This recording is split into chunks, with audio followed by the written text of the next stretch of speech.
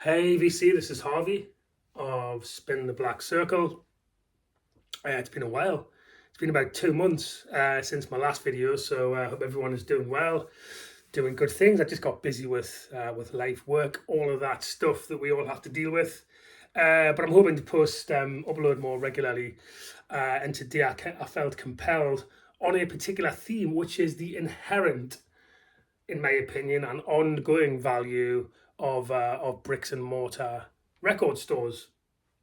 And why do I want to post about that? So I've been buying a lot from Discogs. Great medium. A lot of moaning and a lot of criticisms of Discogs, but you try taking that global peer-to-peer record store away and see how many people in the VC would have a harder time getting hold of what they want. So Discogs got its place. It's not everything, but it's got its place. Has its shortcomings, but I think it's good that we have it. And similar apps or similar websites that do that peer-to-peer thing, but that's the main one, let's be honest. And then I have to admit, I've been using the Airware, I've been using Amazon for the odd purchase, but not too many VC, don't worry. Because I think the best way to buy certainly second-hand vinyl, if you possibly can, is to find and develop a relationship with the owners of your local independent record store. And I'm fortunate in the West Midlands to have a number, in the UK to have a number near me. And one of those I went into today and I had a fantastic time. It's Bridge 2.0 Records here it's in Brown Hills in the West Midlands, about 4 or 5 miles from where I live. So a short drive. So let me talk about that experience linked to the 3 albums that I bought today. And just hopefully that backs up why I think if you possibly can, and if you live in the middle of nowhere, then you don't have a choice. But if you've got a record store near you, this is why I think it matters. So I go into the store, and of course I know the owners because I've been in a number of times. Fred and Mick, really nice guys. They're seasoned. They know what they're doing across multiple genres. Been in the game for, I don't know, 30 years plus. Ex-DJ, Fred is. So they know what they're doing. But like any human relationship, I've been in, I don't know, 6, 7, 8 times now. If you've got nice, affable, human-centric people, you begin to develop a rapport and a relationship and some things to talk about with in the store. As long as you don't obviously just hide away, looking through the racks and you actually engage. So that's point one. I got talking to Mick about the fact that I'm a repatriated Geordie who now lives in the Parry to Geordie who now lives in the West Midlands, and the fact that Mick is from South Shields, so you've got that empathy going on there. And we talked about how often we get back, and then somehow we got on to talking about the band Magnum. So they're a West Midlands, famous West Midlands rock band, and they had their heyday like the late 80s.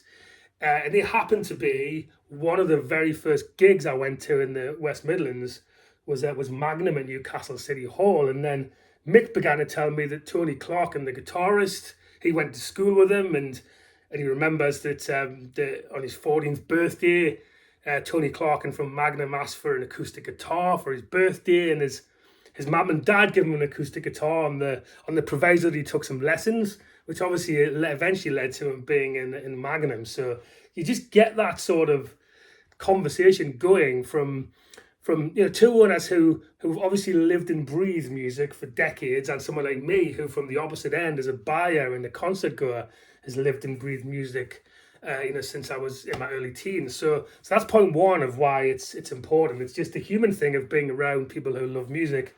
Of course, owners of record stores are trying to sell what they've got and they want to build a rapport with their customers. But I think it comes generally it comes from a place of genuine interest in talking about what they do, which is buying and selling music. So that's point one. And then we got talking about the fact that Fred used to DJ, and so I've done a little bit of DJing. He's done a lot of DJing, the sorts of levels that he's DJed at, and we talked about that.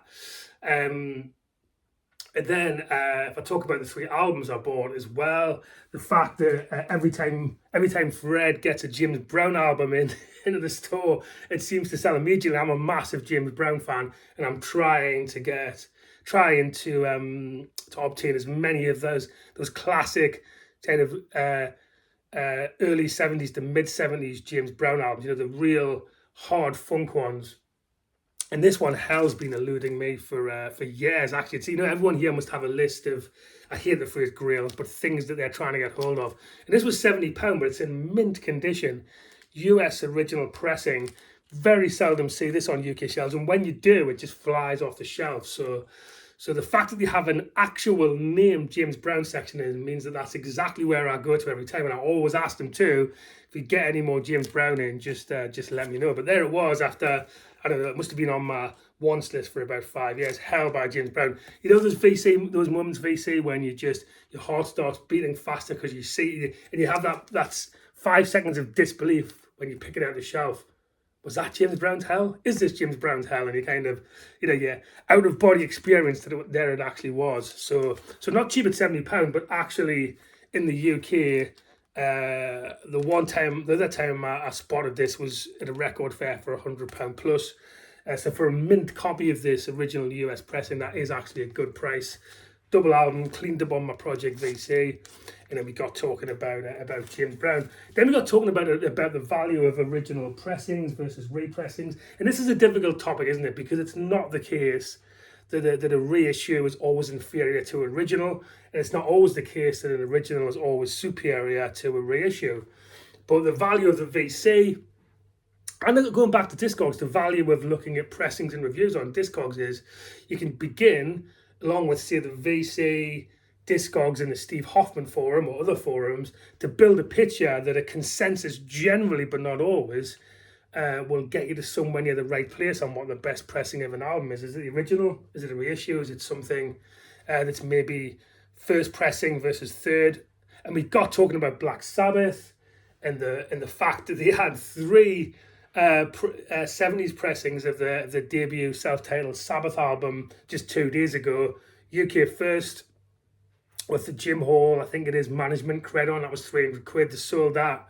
Then they had a third pressing, which is what I've got, third Vertigo pressing, and they said they could tell a difference between minimal, but they could tell a difference between those two. And then I think they said in 1978 Castle Communications version. And then the same day, the same chap bought all 3 copies. I think it was yesterday or the day before. So that led us to talking about the second LP I bought, because I cannot stand, I love this album, but I can't stand the current reissue that I bought of AC/DC's Back in Black. So they had an original pressing, UK original pressing of Back in Black, Atlantic label UK for 25 quid, I think it was. Absolutely superb. Played a bit of it in the shop. Unbelievable. The reissue of Back in Black, I think it is the current one I bought about 5 years ago. It sounds like it's in a tin can. It's got zero dynamics, considering how lively this Robert John Mutt Lange produced first album with Brian Johnson should sound. Then you've really got to get hold of the original. So that's one instance where I bought the reissue of Back in Black, self-assessed that I thought it was terrible, read loads of online reviews that it was concurring with me that it's terrible, but loads of reviews saying that the UK, certainly the UK first press or original press, was excellent, and verified, validated by playing some of this in the store. So really excited to get hold of that. It's not a rare record. A lot of independent second-hand record shops will have original AC/DC Back in Blacks in, but anyway, really great to get that. And here is the final part of the story, that what Fred said. I picked up this third LP, which I'll come on to. What Fred said is, because you're a valued customer, and he also said, if you'll give us a mention at some point on YouTube, on your channel, which I already have twice anyway, I'll throw in this third LP that you've picked up, which is Black Acid Soul by Lady Blackbird. But it wasn't conditional. He wasn't really saying, I'm not going to give you this unless you put it on YouTube. He was just saying, here it is. Give a mention on YouTube if you can. So this was meant to be £15, 15 UK pounds. So what's that? $20 US, say. But there it is for free, mainly because I'm in often, and it makes sense to him to. I don't expect a freebie every time I go, and he might never do that again. But the point is that he's investing back in his customers instead of taking a short-term view.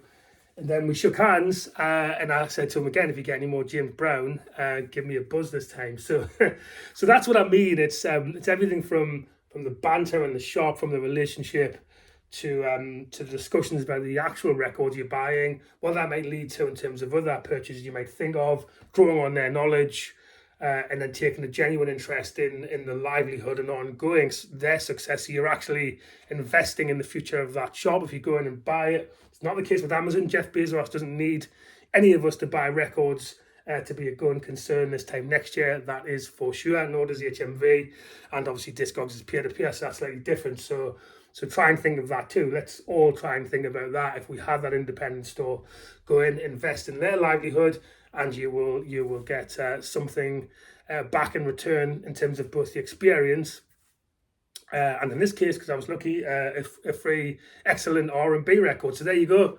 Let me know your thoughts. Like, comment, subscribe. Hopefully I'm back with some more very soon. Until then, peace.